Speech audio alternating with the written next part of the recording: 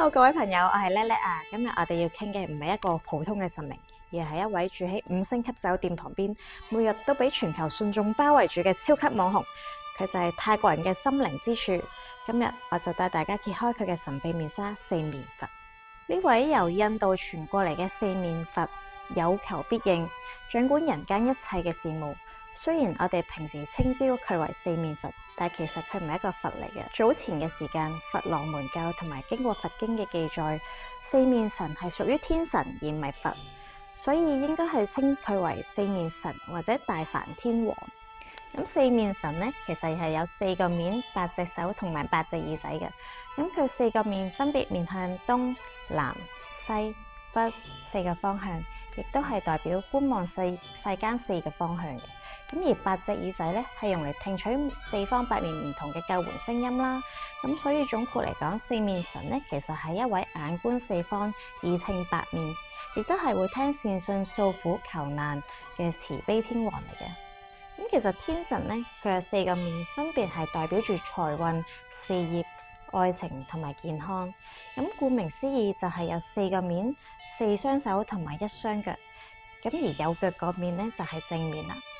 咁我同大家介紹一下佢分別手持嗰啲法器啊，係代表乜嘢先？咁而第一面咧，佢係會手持權杖啦，其實就係代表功名或者係一啲官位啊、學業啊、事業、考試有官司咁樣。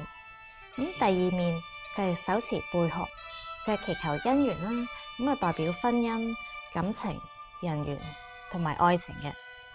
咁而第三面咧係手持金磚，咁就係代表財富啦、正財、偏財，亦都係所有嘅財富嘅象徵嚟嘅。咁第四面咧就係手持佛珠啦，咁係祈求健康、平安同埋家庭和睦嘅。如果你真係唔知道邊一面嘅話咧，記得問下嗰度嘅工作人員啦。咁講咗咁耐，究竟四面佛係點樣拜㗎？咁其實咧到店入面咧，我哋一定要買翻個標準套餐，就係12支香、4個花圈同埋1支蠟燭。咁喺參拜之前咧，記得用聖水洗手，咁咧係象徵住淨化你嘅心靈啦。咁跟住我哋就可以參拜第一面。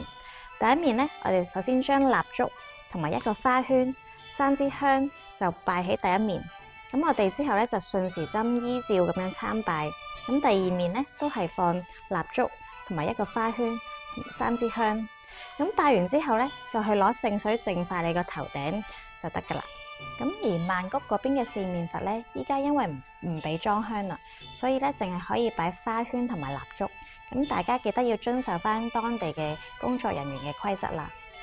有個好重要嘅許願秘訣要同大家講，就係你許願嘅時候，記得要報上自己嘅姓名、生日同埋住址。願望咧亦要具體到好似寫計劃書咁樣喎。例如希望3個月之內升職加薪20%，達成願望之後咧，會請8個人翻嚟還願跳舞。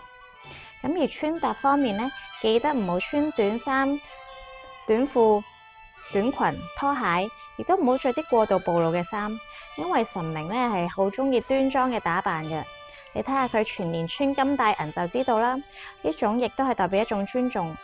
記得許願嘅時候要具體啲，還願嘅時候亦都要及時啊！你哋仲有啲乜嘢想知，記得喺留言區話俾我知啦。記得 comment、like、share 同埋 subscribe 我哋嘅 channel，玄學滾一滾。拜拜。